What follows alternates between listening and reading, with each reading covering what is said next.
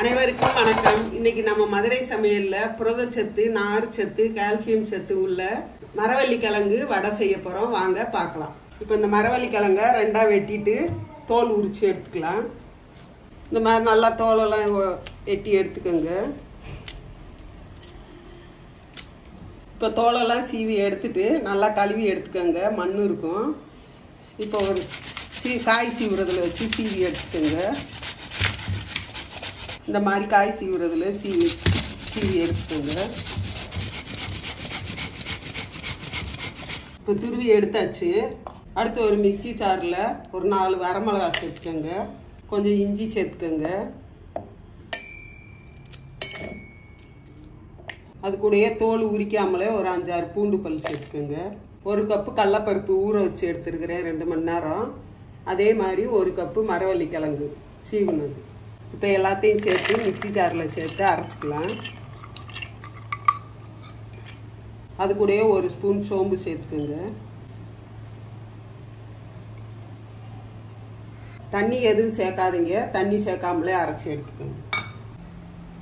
இந்த மாதிரி கொஞ்சம் ஒன்றும் அதிகமாக அரைச்சிக்கோங்க. ரொம்ப நைஸாக அரைச்சிடாதீங்க. கொஞ்சம் குறகுறப்பாக அரைச்சிங்கன்னா தான் வடை டேஸ்ட்டாக மொறுமொறுன்னு இருக்கும். அடுத்து ஒரு பாத்திரத்தில் சேர்த்துக்கலாம்.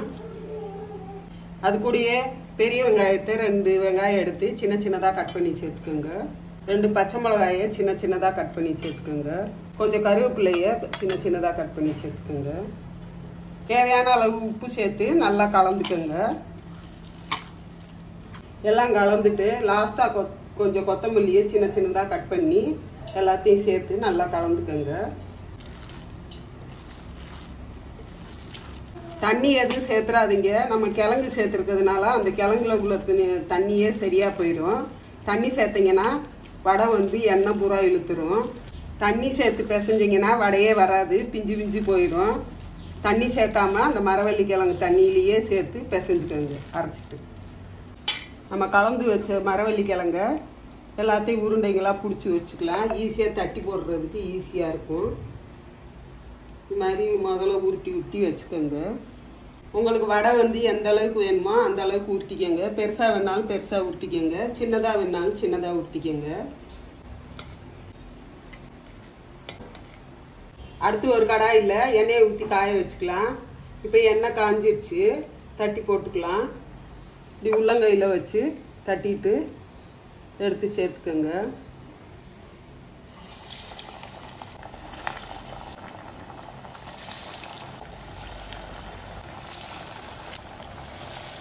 வடையெல்லாம் தட்டி போட்ட உடனே திருப்பி விட்டுறாதீங்க. வடை பூரா பிரிஞ்சு வந்துடும். அதனால் ஒரு 2 நிமிஷம் கழித்து திருப்பி விடுங்க. இப்போ ஒரு 2 நிமிஷம் ஆயிடுச்சு. திருப்பி விட்டுக்கலாம். அடுப்பை மீடியம் ஃப்ளேம்லேயே வச்சுக்கோங்க. இல்லைன்னா தீஞ்சு வந்துடும். மேலாக கரிஞ்சு இருக்கும், உள்ளே வேகாமல் இருக்கும். மீடியம் ஃப்ளேமில் வச்சிங்கன்னா தான் நல்லா உள்ளேயும் மேலே மொறுன்னு நல்லா இருக்கும். திருப்பி திருப்பி விட்டு நல்லா பொன்னாரமாக வேக வச்சுக்கோங்க. இப்போ நல்லா பொன்னாரமாக வந்துருச்சு. வடையும் நல்லா வெந்திருக்குது. இப்போ எடுத்துக்கலாம். நல்லா எண்ணெயை ஒட்ட வடிச்சிட்டு எடுத்துக்கோங்க. இப்போ அதே மாதிரியே மீதம் இருக்கிற மாவையும் தட்டி போட்டு பொரிச்சு எடுத்துக்கோங்க. இப்போ பார்த்தீங்கன்னாலே தெரியும், மாவு தட்டி போடையில் கீழே எண்ணெய்க்கு அடியில் தான் இருக்கும். இப்போ அதுவே எலும்பி நல்லா மேலே வந்துடும். வந்ததுக்கப்புறம் நல்லா திருப்பி விட்டு பொன்னாரமாக வேக வச்சு எடுத்துக்கோங்க. இப்போ நல்லா பொன்னாரமாக வெந்துருச்சு. எடுத்துக்கலாம். செம்ம டேஸ்ட்டில் மரவள்ளி கிழங்கு வடை ரெடி ஆயிடுச்சு. நீங்களும் உங்கள் வீட்டில் ட்ரை பண்ணி பாருங்கள். இந்த வீடியோ உங்களுக்கு பிடிச்சிருந்தா கமெண்ட் பண்ணுங்கள், ஷேர் பண்ணுங்கள். இதே மாதிரி ஒரு அருமையான ரெசிபியோட அடுத்த வீடியோவில் சந்திப்போம். நன்றி.